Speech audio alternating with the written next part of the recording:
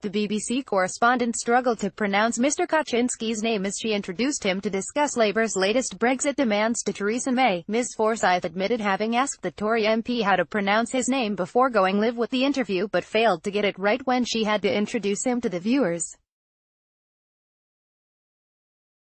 She said, "To talk a little bit more about this, I am joined by Daniel Kawczynski.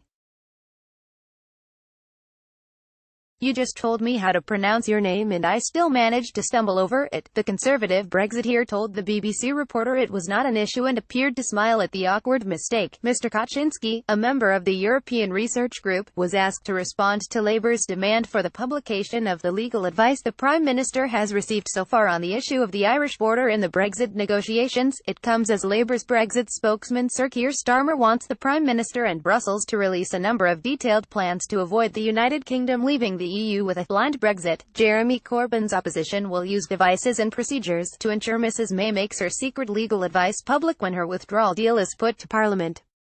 BBC News. Tory MP Daniel Kawi smiles as BBC reporter Alex Forsyth gets his name wrong. Image, BBC. You just told me how to pronounce your name and I still managed to stumble over it. Alex Forsyth. Sir Keir told reporters in Brussels he doesn't want to force the Prime Minister to release the information using parliamentary procedures, such as the arcane 19th century humble address, but will do if necessary.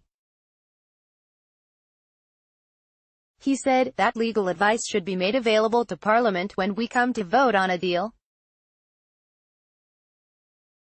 We need the position, we need to know precisely what advice has been given. I hope the government has the good sense to realize that this is so important it makes it available in Parliament.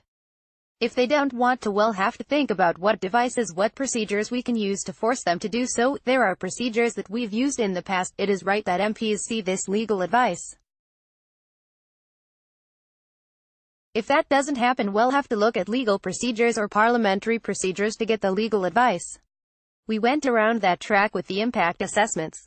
My invitation to the PM is given, the importance of the backstop. It is right that this advice is disclosed. Mr Kawczynski responded, well, it's interesting that Mr Starmer is demanding that the advice is published. I don't recall the previous Labour government actually ever publishing any significant legal advice that they received when they were in office, and it could set a dangerous precedent for actually demanding all of this legal advice.